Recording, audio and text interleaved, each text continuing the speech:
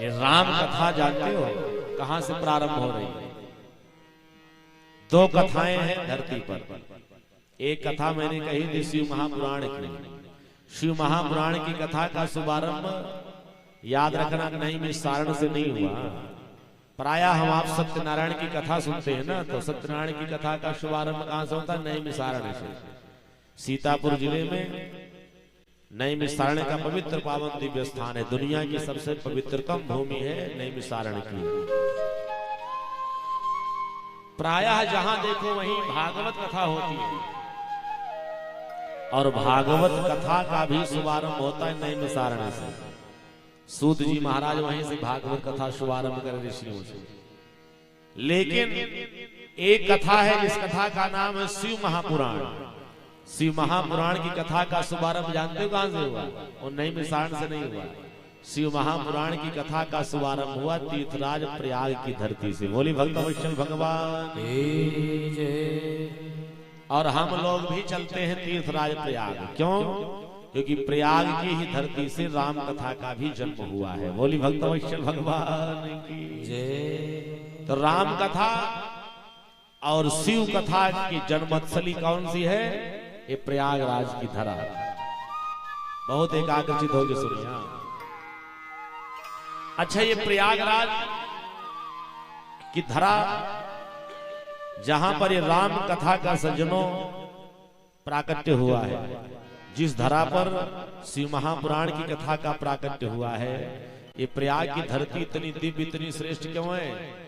सच बताएं, सारे संसार के तीर्थों का राजा अगर कोई है ना तो तीर्थराज प्रयाग है।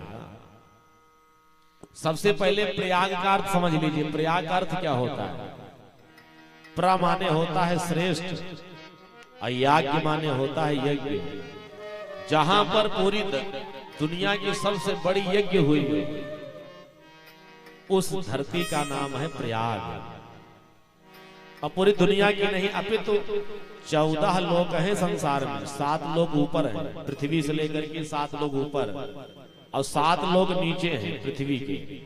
तो 7 लोग ऊपर कौन से हैं? भूर लोग, भुवः लोग, स्वः लोग, जनः लोग, तपः लोग, सत्य लोग, वैकुंठ।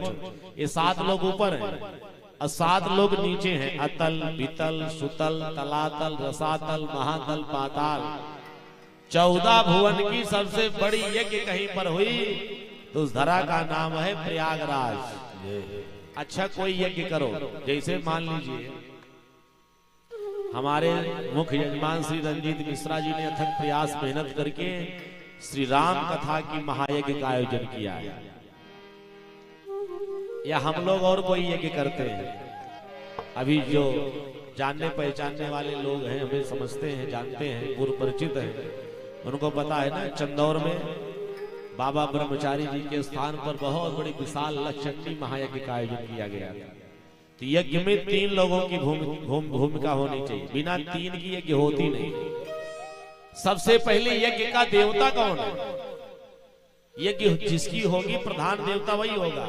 लक्षणी महायज्ञ हो रही थी तो यज्ञ की जो देवता थी ना, वो महाकाली, महालक्ष्मी, महासरस्वती जी। रुद्र महायज्ञ करेंगे, देवादिदेव महादेव उस यज्ञ के देवता है। विष्णु महायज्ञ करेंगे, भगवान विष्णु उस यज्ञ के देवता है। भागवत महापुराण की ज्ञान यज्ञ होगी तो भगवान श्री कृष्ण उसके देवता है। ये श्री राम कथा का आयोजन हो रहा है, तो इस यज्ञ की, राम कथा ज्ञान यज्ञ की जो देवता हैं वो मर्यादा पुरुषोत्तम भगवान श्री राम। तो पहले चीज देवता होना चाहिए। देवता कौन है? और दूसरी बात फिर शर्त है कि फिर उस यज्ञ का यजमान कौन है। देवता बहुत इकट्ठे हो जाएं लेकिन यजमान न रहे तब भी यज्ञ नहीं होती। बोली भक्तवत्सल भगवान। तो जैसे ये राम कथा की यज्ञ में भगवान मर्यादा पुरुषोत्तम सीताराम जी देवता, और हमारे मुख्य यजमान श्री रंजीत मिश्र जी इसकी यजमान, और आचार्य के रूप में इन्होंने मुझे वर्ण किया है। तो आचार्य, देवता और यजमान से ही यज्ञ संचालन होता है।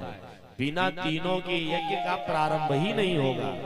तो प्रश्न उठता है कि प्रयागराज की धरा पर जो सबसे बड़ी दुनिया की यज्ञ हुई उसके यजमान कौन थे, उसके देवता कौन थे और उस यज्ञ के आचार्य कौन थे। बोली भक्तवत्सल भगवान की।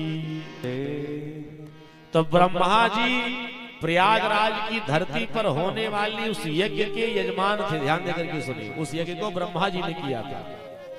सारे संसार के जो सृजन करता है, जो दुनिया को बनाने वाले, वो ब्रह्मा जी। जो प्रयाग की धरती पर सबसे पहली सबसे बड़ी यज्ञ हुई, उस यज्ञ के यजमान थे ब्रह्मा जी।